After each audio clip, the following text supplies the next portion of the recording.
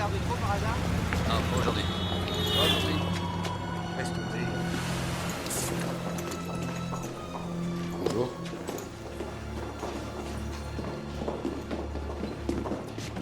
On peut trouver des informations pertinentes dans les ouvrages suivants.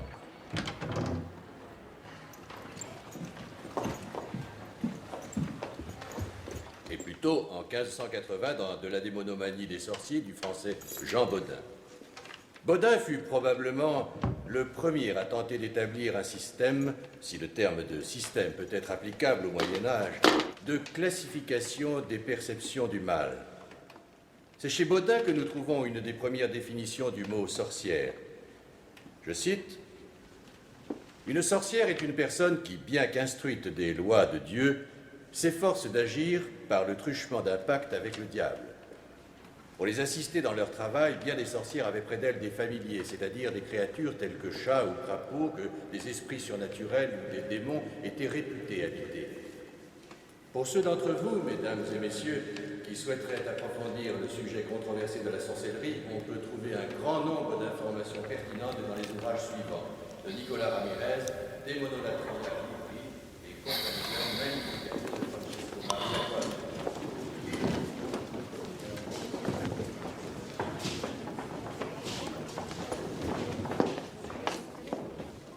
Je vois que mon petit discours vous a fortement stimulé, monsieur Corso.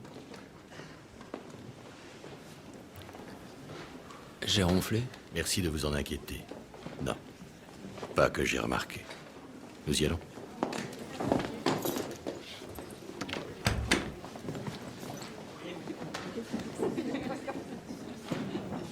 Vous ne dormez pas la nuit? Comme un bébé. Étrange. J'aurais pourtant bien parié une paire de bibles de Gutenberg que vous ne fermez pas les yeux de la nuit. Vous êtes de ces dangereux individus maigres et affamés qui fichaient une telle frayeur à Jules César, de ces hommes qui poignardent leurs amis dans le dos. Non pas que je pense que vous ayez beaucoup d'amis, hein, monsieur Corso. C'est plutôt rare chez vos semblables. Nous avons cela en commun.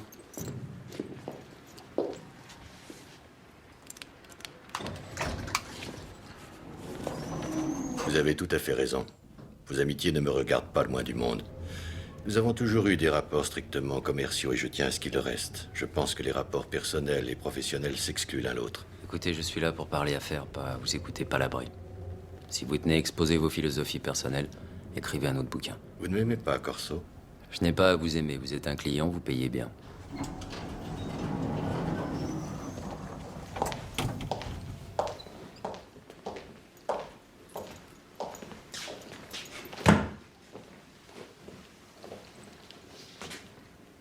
Vous êtes un privilégié, monsieur Corso. Il arrive à bien peu de gens d'entrer ici. C'est ma collection privée. Certains bibliophiles collectionnent les romans du 19e, d'autres les livres d'heures. Toutes mes éditions rares, elles, ont le même protagoniste. Le diable. Je peux jeter un coup d'œil? Oui, c'est pour ça que je vous ai amené ici.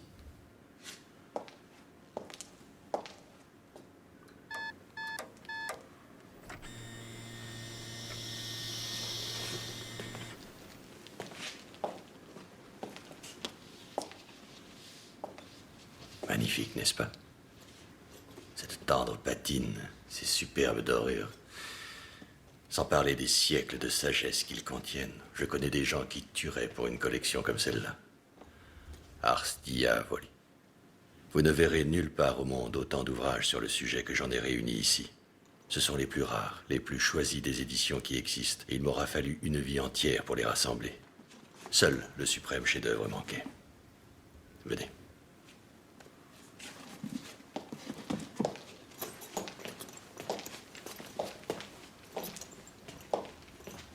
Les 9 portes du royaume des ombres. Vous connaissez?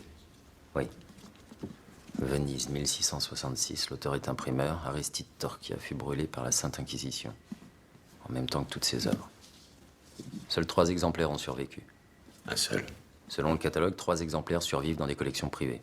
Fargas, Kessler, Telfer. C'est juste. Vous connaissez le métier, mais vous vous trompez néanmoins.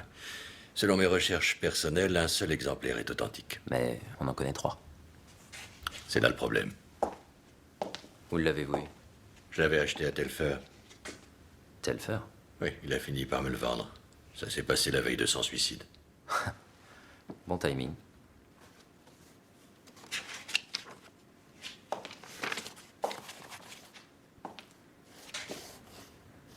Silencium Estorium, Le silence est d'or. précisément. Vous connaissez le Délomelanicon? J'en ai entendu parler. C'est un mythe, n'est-ce pas? Un livre qu'aurait écrit Satan lui-même. Pas un mythe. L'ouvrage a existé. Torquilla s'en était rendu acquéreur. Les gravures que vous êtes en train d'admirer ont été reproduites par Torquilla, d'après le Délomelanicon. Elles forment une sorte d'énigme satanique, correctement interprétée à l'aide du texte original et de certaines informations. Elles auraient le pouvoir de faire apparaître le prince des ténèbres en personne. Vous m'en direz tant. Êtes-vous croyant, monsieur Corso? Je veux dire, est-ce que vous croyez au surnaturel? Je crois en mon pourcentage. Vous n'avez pas le vertige? Qu'attendez-vous de moi, Balkan?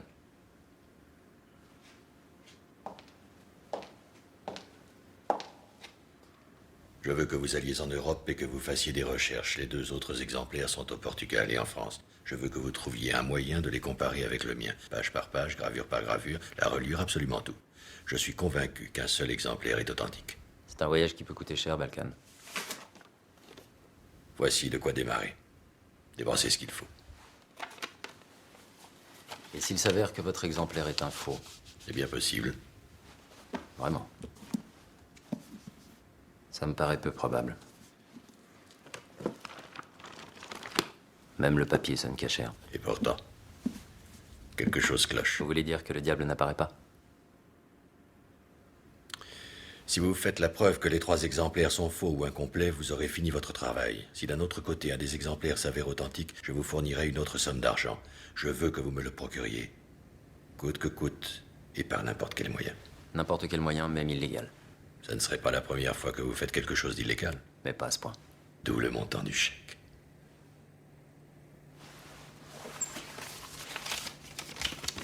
Faites du bon travail, et je le doublerai.